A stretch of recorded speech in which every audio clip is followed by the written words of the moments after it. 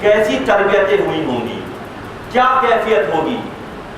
سفر حج میں جب ہوتے تھے بستانی رحمۃ اللہ علیہ، تو طریقہ بھی یہی ہے دوستوں کہ جب سفر میں ہوں تو اس شہر کے جہاں پہنچے، جہاں سے رخصت ہو رہے ہوں، تو وہاں کے باطنی حاکم سے رجوع کر لیا جائے۔ بس افسوس ہی ہے یہ ظاہر پرستی کے علوم کی وجہ سے ہم اپنے اسلاف کی ساری باتیں بھول گئے۔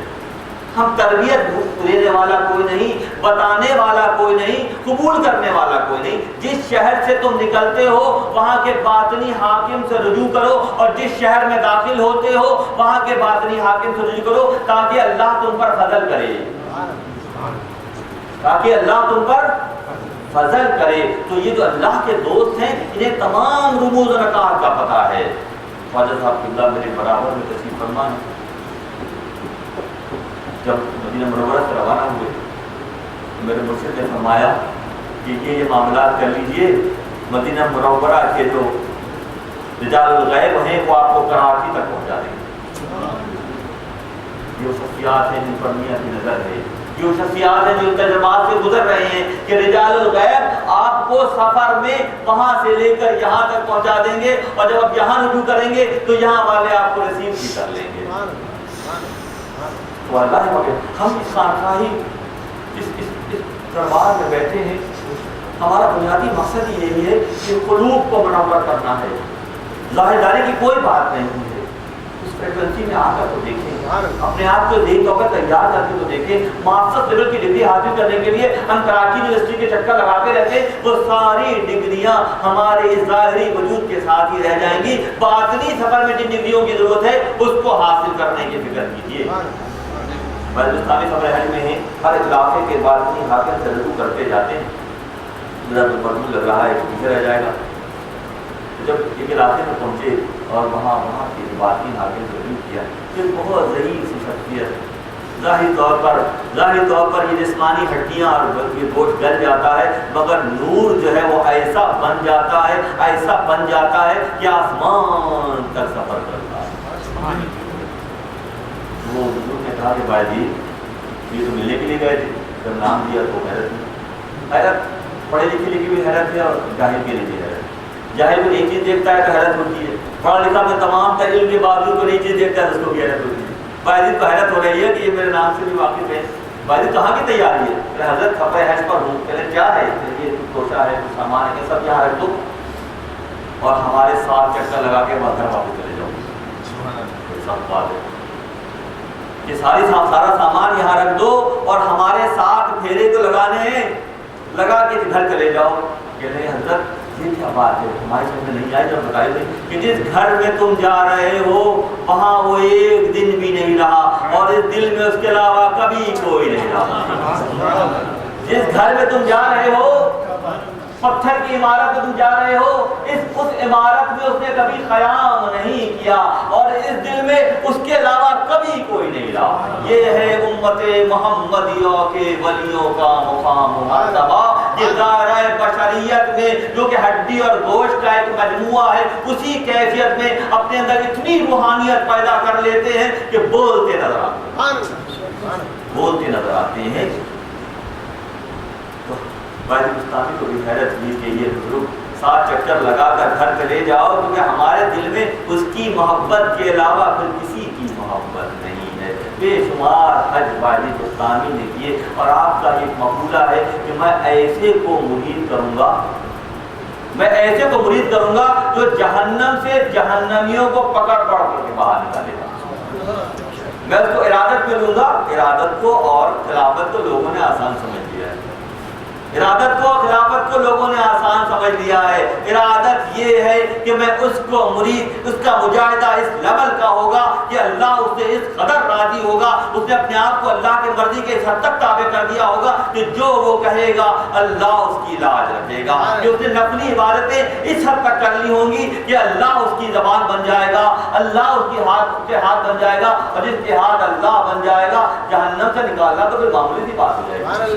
جہنم سے نکالنا تو معمولی سی بات ہو جائے گی، کیونکہ اس نے اپنی مرضی کو اللہ کی مرضی کے تابع کر دیا ہوگا۔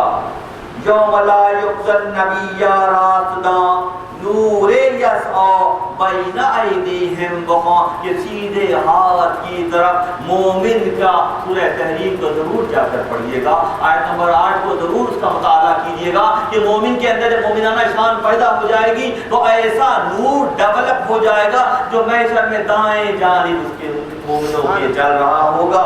گرچہ گردہ در قیامت آفدو از خدا ایجاب خواہد آدمو، جب یہ کیفیت ہوتی ہے لوگ اپنے آپ کو اس انداز میں ڈالتے ہیں تو حضرت مولانا جلال الدین رومی رحمۃ اللہ علیہ کا خاص انداز یہ ہے کہ فوراً ہی وہ مکتبہ فکر بھی نمایاں کر دیتے ہیں جو ظاہر پرستی ہے، تاکہ بات کے وزن میں مزید اضافہ ہو جاتا ہے۔ اگر ایک ہی لوگ پر بات ہوتی رہے اور تحاولی جائزہ نہ ہو، دن اس لیے ہے کہ رات کی پہچان ہو، رات اس لیے ہے کہ دن کی اہمیت جو ہے اجاگر ہو جائے۔ ایسے بدی ہیں جو 60 سال تک اندھیرا نہیں دیکھتے، کیوں کہ نورانی کیفیت جو بعض لوگوں کے لیے بعد میں آئے گی اسی دنیا میں اللہ تعالیٰ ان کے لیے جاری کر دیتا ہے، اور جو نہیں کرتے ان کا معاملہ کیا ہوتا ہے، جو شراب پہ نہیں چلتے ان کا کیا معاملہ ہوتا ہے۔ ایک ایسے شکر فروش کا تذکرہ ہے، وہ چینی بیچتا تھا، مولانا کیونکہ گرفت بہت سخت ہوتی ہے، جب دونوں باتیں ہم سن کے جائیں گے ہم یاد رکھیں گے تو دونوں مکاتب فکر ہمارے سامنے رہیں گے۔ ایک ایسا شکر فروش بنساری جو چینی بیچتا تھا اور اس کے جو باٹ تھے وہ مٹی کے تھے جس سے وہ چینی تولتا تھا۔ پیش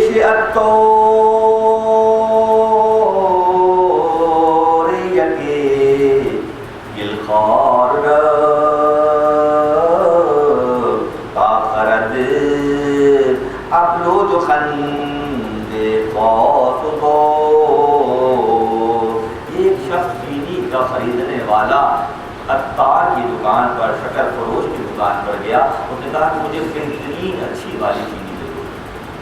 چینی تو میرے پاس بہت اچھی ہے، بہت صاف ستھری ہے، نہیں ہے، مگر میری چینی تولنے کے لیے میرے پاس جو باڑ ہے مٹی ہے۔ دیکھا مجھے مٹی کی باڑ سے کیا درکار، مجھے چینی درکار ہے، چینی تول کر دو۔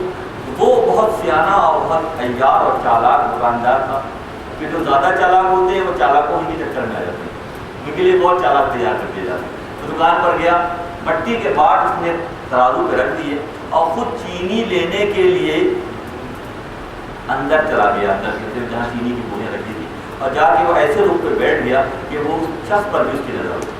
اب جو باڑ مٹی کے دیکھے تو اس آدمی کی طبیعت میں مٹی کھانے کا رجحان تھا۔ تو آدمی چینی خریدنے گیا تھا، اس کو مٹی کھانے کا شوق تھا، اور فرماتے ہیں تم مٹی میں رہتے ہو، مٹی کی غذا کھاتے ہو اور آخر میں مٹی ہی نکل جاتے ہو، تمہارے اندر رفت، تمہارے اندر عروج، تمہارے اندر بالغی پیدا ہی نہیں ہو پاتی۔ تو ایسے ہی کوئی ہوگا، جا کے اس نے کہا کہ مجھے چینی چاہیے، دکاندار نے مٹی کے باڑ رکھ دیے اور خود اس روپ پہ بیٹھ گیا کہ دیکھتا ہے۔ اب وہ چینی جو لینے گیا تھا اس کا شوق تھا کہ وہ مٹی کھاتا تھا، اس نے کیا کیا کہ مٹی توڑ کر کھانا شروع کر دیا۔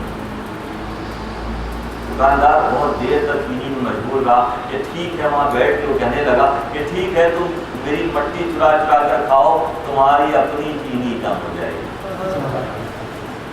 یہ سادہ سی بات ہے نا، بات بہت سادہ سی ہے، ایسے لگتا ہے ڈاکٹر صاحب کو لطیفہ سنا رہے ہیں، مگر دنیا طلبی میں ملوث ہو جانے والوں، تم دنیا کو خوب انجوائے کر رہے ہو مگر تمہاری سفید نورانی کیفیت والی چینی کم ہوتی چلی جا رہی ہے۔ جب تم گھر جا کر پہنچو گے اور اپنی چینی کو دیکھو گے تو 5 کلو کے پیسے دیے ہوں گے، 4 کلو ہی نکلے گی۔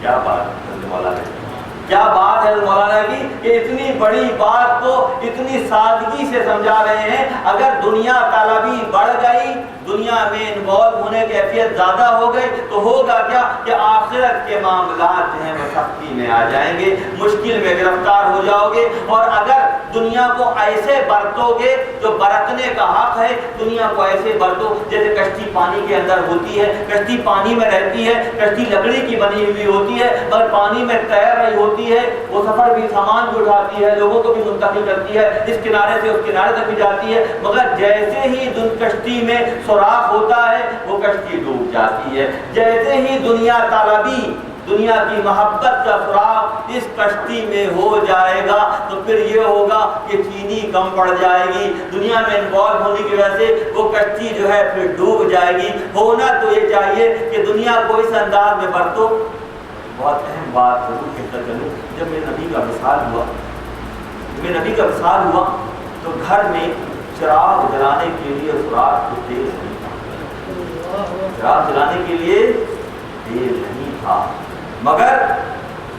مگر پورے جزیرۃ العرب کو میرے نبی نے روشنی سے کیا، جو اپنی ذاتی حیثیت میں تنگی میں رہے مگر اللہ کی مخلوق کو اللہ سے ملانے کا فریضہ تا قیام قیامت تک کے لیے ایک ایسا سسٹم ڈیزائن کر دیا کہ ولی پیدا ہوتے رہیں گے، محمد عربی سے محبت کرنے والے پیدا ہوتے رہیں گے اور یہ روشنی پھیلتی ہی چلی جائے گی۔ کوئی فکر نہیں ہے کہ اگر ہمارے گھر میں چراغ جلانے کے لیے تیل نہیں ہے مگر اللہ کی مخلوق کی زندگیوں میں روشنی بار دی جائے۔